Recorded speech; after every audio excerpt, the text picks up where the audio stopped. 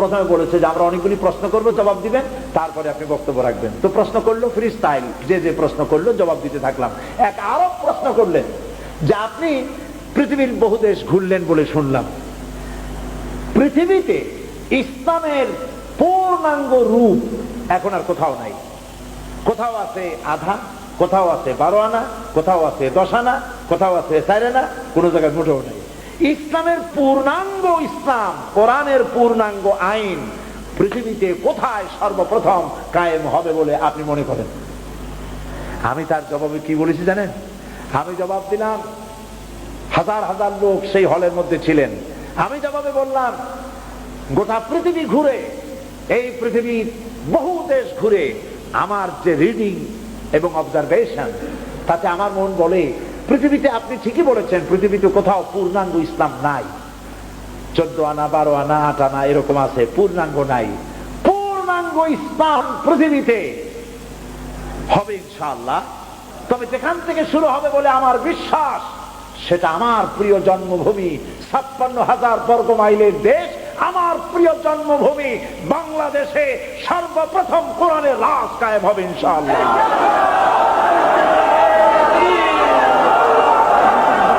আমি জানি ভাইরা, আমি তাদের বললাম, দেখেন এইটা আমি কায়ের জোরে বলি নেই, এর পেছনে দলিল আছে। দলিলটা হলো এই, আমার দেশে আজ 12 কোটি মুসলমান। এই 12 কোটি মুসলমান ঘুমোতে যায় এশার আজান শুনে। 2.5 থেকে 3 লক্ষ মসজিদের মিনারা থেকে আজানের আওয়াজ হয়, আশহাদু আল্লা ইলাহা ইল্লাল্লাহ। কে থামাবি? চিৎকার দিয়ে আজানের আওয়াজ বন্ধ করবা? মাগরিব কি ওয়াদিयों में गूंजी अज़ा हमारी, थमता न था किसी से सैल रवा हमारा। প্রাচ্য প্রতীচ্ছে, অন্তরিক্ষে, বাতাসে, ইথারে, পাহাড়ে, পর্বতে, সমুদ্রের ঢেউয়ে রণিত, অনুরণিত, ধ্বনিত, প্রতিধ্বনিত হবে আশহাদু আন্না মুহাম্মাদার রাসূলুল্লাহ। আবু জাহেলের গোষ্ঠীরা চিল্লায়া আযানের আওয়াজ বন্ধ করে দিতে পারবে না। আল্লাহু আকবার। এই 2.5 থেকে 3 লক্ষ মসজিদের মিনারা থেকে এশার আজান শুনে 12 কোটি মানুষ রাতের বেলায় ঘুমোতে যায়। আর বাংলার 12 কোটি মানুষ এই 2.5 থেকে 3 লক্ষ মসজিদের মিনারের আজানের আওয়াজ শুনে তাদের ফজরে ঘুম ভেঙে যায়। আমার মুসলমান বাংলাদেশে লক্ষ লক্ষ মাদ্রাসা মসজিদ বুকে ধারণ করে ধন্য বাংলার মাটি। ধর্ম নিরপেক্ষ মতবাদের জায়গা বাংলাদেশে হবে না, বাংলাদেশে হবে কোরআনের রাজ কায়েম হবে ইনশাআল্লাহ। আমি বললাম, আমার নিজের চোখে দেখা, আমার নিজের চোখে দেখা, আমার বাংলার মানুষ, গরিব মানুষ, পরাটা গোস্ত দিয়া সকালবেলা নাস্তা হয় না। সকালবেলায় পান্তা ভাত, পেঁয়াজ, কাঁচামরিচ, কোন রকম পানি ভাত। মনে আছে না পান্তা ভাতের কথা আপনাদের? না আবার আপনারা কবেন জুনি আমাদের পান্তা ভাত খাওয়াই গেছে। কত যে জ্বালা। সকালবেলায় আমার চাষি পান্তা ভাত খাইয়া, তাও পেট ভরা না, সামান্য পান্তা ভাত খাইয়া কোমরে একটা গামছা বাঁধে, যেহেতু পেটে ক্ষুধা, পেট ভরে নাই। এরপরে গরু নিয়া, হাল নিয়া, লাঙ্গল দিয়ে মাঠে চাষ করতে যায়। আমার চোখে দেখা, বাংলার আনাচে কানাচে ঘুরি, আলহামদুলিল্লাহ বাংলাদেশের এমন কোন উল্লেখযোগ্য জায়গা নাই যেখানে আমি যাইনি। আলহামদুলিল্লাহ, আল্লাহ নিচ্ছেন।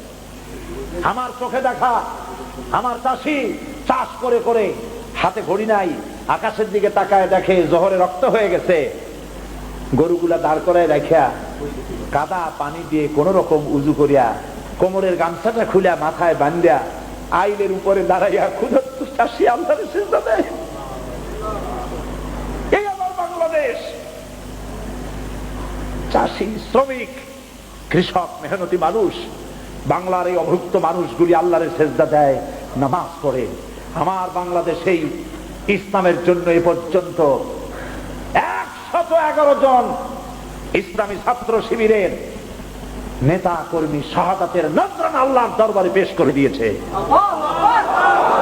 বাংলাদেশেই কোরআনের রাজ কায়েম হবে ইনশাআল্লাহ। যারা বিরোধিতা করছো, 5 পাতা 6 পাতার পত্রিকা একটা বাইর করিয়া সমান ইসলামের গায়ে দিতেছো, তোমাদের নাকের ডগার উপরে কালেমার পতাকা পথ পথ করে উঠবে ইনশাআল্লাহ।